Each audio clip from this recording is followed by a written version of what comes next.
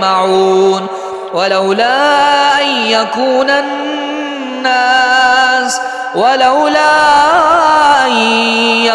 الناس أمة واحدة لجعلنا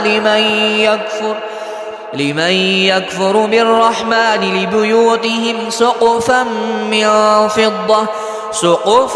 من فضة ومعارج عليها يظهرون ولبيوتهم أبوابا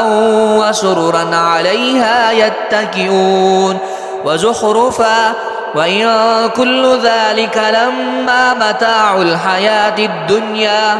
والآخرة عند ربك للمتقين ومن يعش عن ذكر الرحمن نقيض له شيطانا فهو له قرين وإنهم ليصدونهم عن السبيل